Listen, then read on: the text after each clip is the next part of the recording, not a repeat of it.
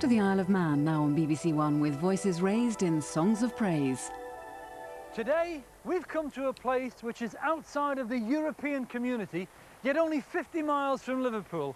It's a kingdom in its own right, and yet it's inside the British Isles. It has the oldest parliament in the Western world, founded by the Vikings. And for me, this is home.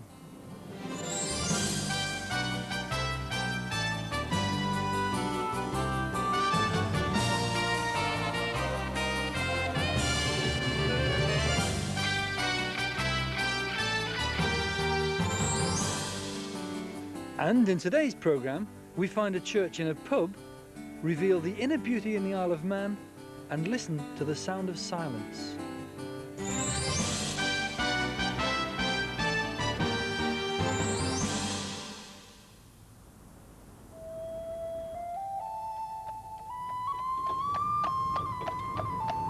The Isle of Man is an island of contrast, a peaceful place to live, which steps back in time.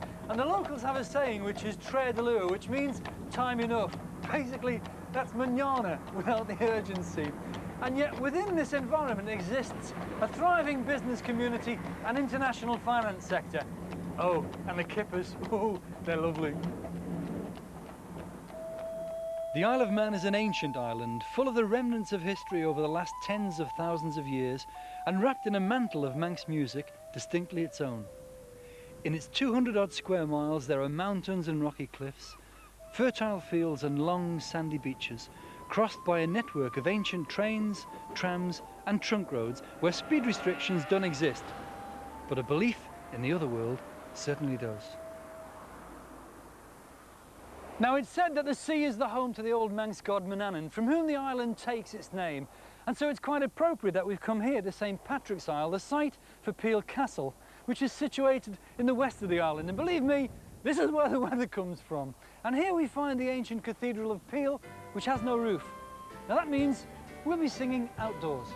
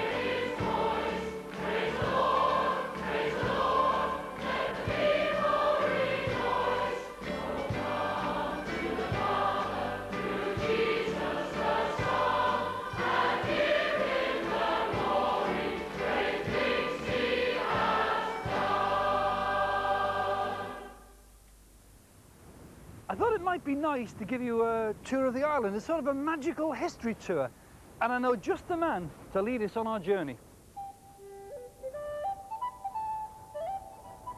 Now, Rod, you're a vicar in the Isle of Man with a special interest in the history of yeah. Christianity, aren't you? You brought me here, but this looks Neolithic. Well, you're quite right, Kevin. But I think the important thing about the Isle of Man is it's always been a sort of crossroads in the middle of the ocean. And when the people who built this first came here in their log canoes, they felt a sort of feeling of something else, a sort of a spirituality of the place with the mountains, the sea, the sky. And so this is, I think, it's a good starting point for our journey.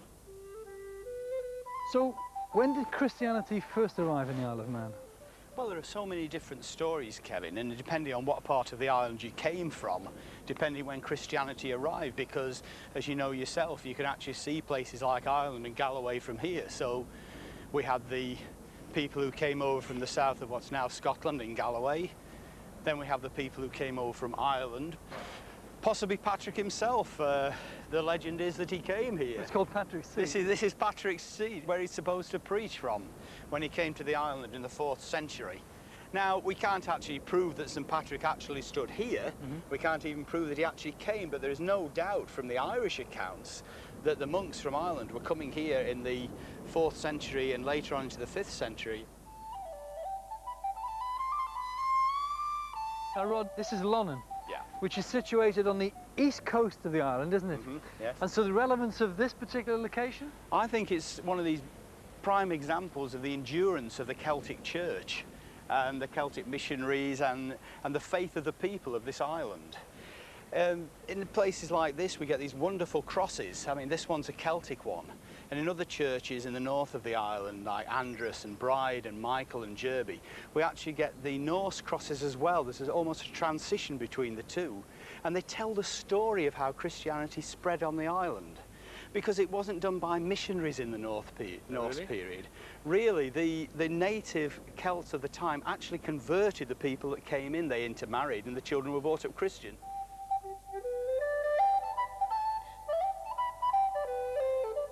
Well, here we are, Kevin. Tynwald, the centre of the island, where once every year there's a great occasion, the celebration of the Manx Parliament, which has been set up by the Vikings and going on for over 1,000 years.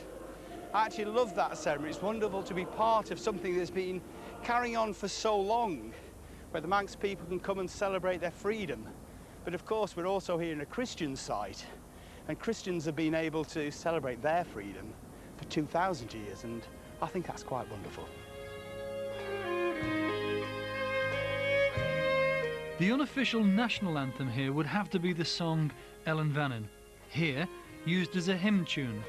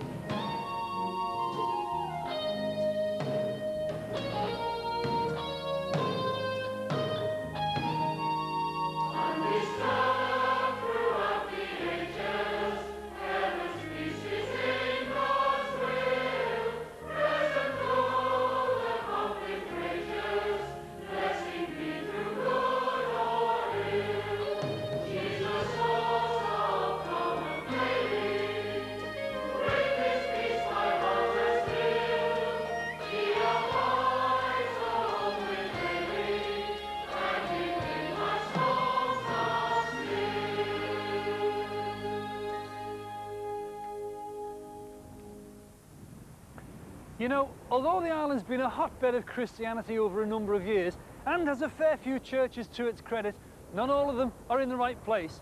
Take this modern housing estate, for example. There's not a church building to be seen anywhere. Unless your name's Jim Noakes, that is. Now, Jesus is not a genie, and nor does he operate through granting wishes. This is an enormous estate, and it contains people of all ages, including lots of young families. And the bishop was very concerned that there wasn't a church up here, but he didn't want a building which is just a worry and an expense. So my vicar, Garth Grinham, had the vision of using the pub, and it's been a cracker. Isn't that sacrilege? Well, I'm not sure. After all, if you think about, if Jesus was around today in human form, where would he be? He'd be in the pubs and the clubs, he'd be at the one-day internationals, he'd be at the football, and all the places where people are. And don't forget, he was born in a cave behind a pub.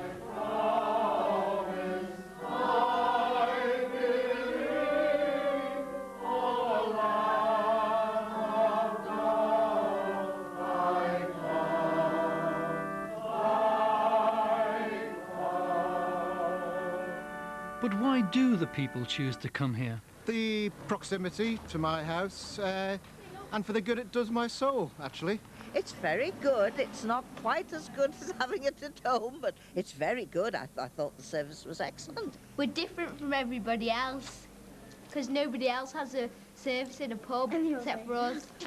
The island's got a fantastic Christian heritage, but this pub, this venture, is the most exciting thing, in my view, that's happened in the Christian church in the island for many years.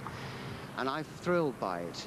It's been a new dawn for me, and I hope it's a new dawn for the people who come here to this pub.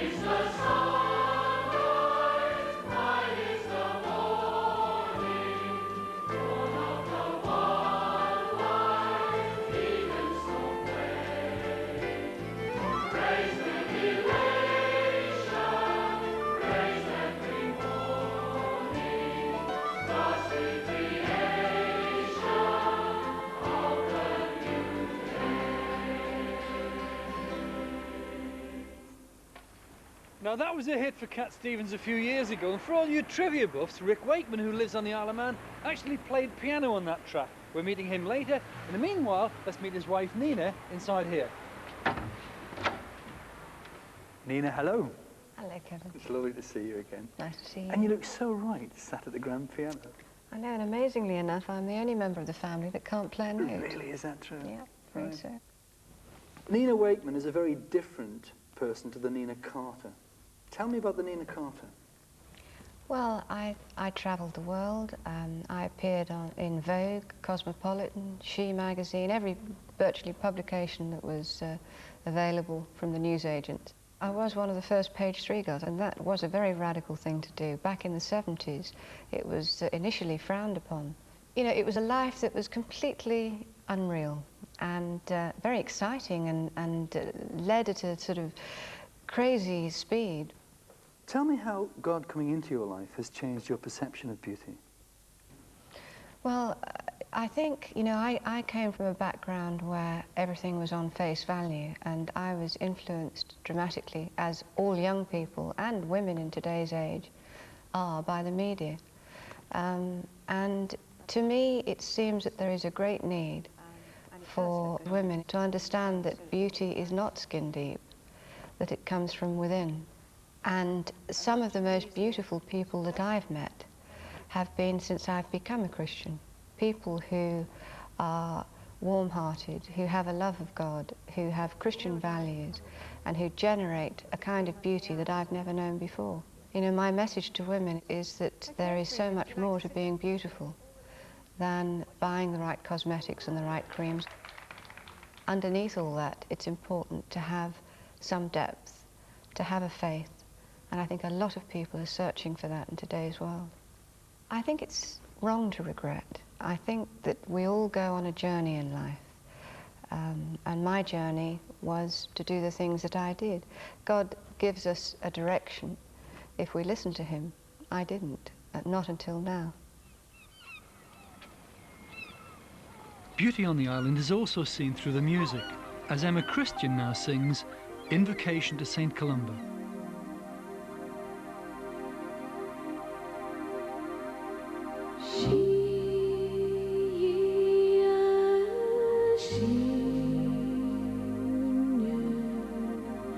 She